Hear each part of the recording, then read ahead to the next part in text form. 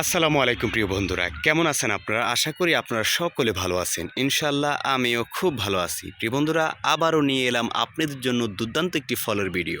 প্রিয় বন্ধুরা, অবশ্যই ফুল ভিডিওটা দেখতে থাকুন, খুবই ভালো লাগবে। প্রিয় বন্ধুরা, আপনারা অনেকেই দেখে চিনেছেন যে কী ফল। যারা চিনেন নাই অবশ্যই আমি নাম বলে দিব, অবশ্যই ফুল ভিডিওটা দেখতে থাকুন। আজকে আমরা এই ফলের বিষয় নিয়ে কথা বলবো, এটার পরিচর্যা সম্পর্কে কথা বলবো।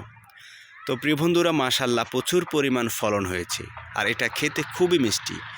দেশ ও বিদেশ থেকে যারা দেখছেন আমার এই শখের বাগান 12 মাসে 07 চ্যানেলটি, সবাইকে আসসালামু আলাইকুম। প্রিয় বন্ধুরা, আপনারা যদি আমার এই শখের বাগান চ্যানেলে নতুন দর্শক হয়ে থাকেন, প্লিজ এখনই চ্যানেলটিকে সাবস্ক্রাইব করে পাশে থাকবেন।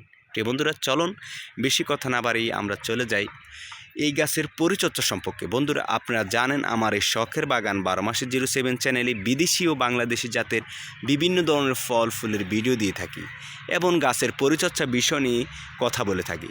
তো প্রিয় বন্ধুরা, আপনারা দেখছেন আমি কিন্তু কোনো ইউটিউবার না, এইখানে আমাদের বিশাল বড় বাগান রয়েছে, তা আপনারা দেখিয়ে বুঝতে পারতেছেন। তো বন্ধুরা, যে ফলটি আপনারা স্ক্রিনে দেখছেন অনেকেই চেনেন, অনেকে চেনেন না, তারপর আমি নাম বলে দিচ্ছি। বন্ধুরা, অনেকেই এই ফলটি তুত ফল বলে, অনেকেই মালবেরি ফল বলে। যাই হোক প্রিয় বন্ধুরা, আমার থেকে খুবই ভালো লাগে। প্রচুর পরিমাণ মালবেরি ফ্রুট হয়েছে বন্ধুরা, প্রচুর পরিমাণ হয়েছে। এটার পরিচর্যা একেবারেই কম বন্ধুরা।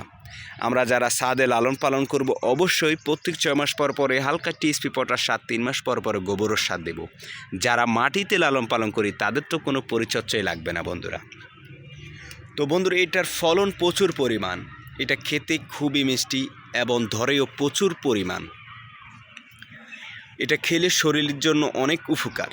প্রিয় বন্ধুরা, অবশ্যই আপনারাও ভালো ভালো জাতের গাছ লালন পালন করবেন এবং এইভাবে ফল খাবেন। প্রিয় বন্ধুরা, গাছ সম্বন্ধে কিছু জানার থাকলে অবশ্যই কমেন্ট করে জানাবেন।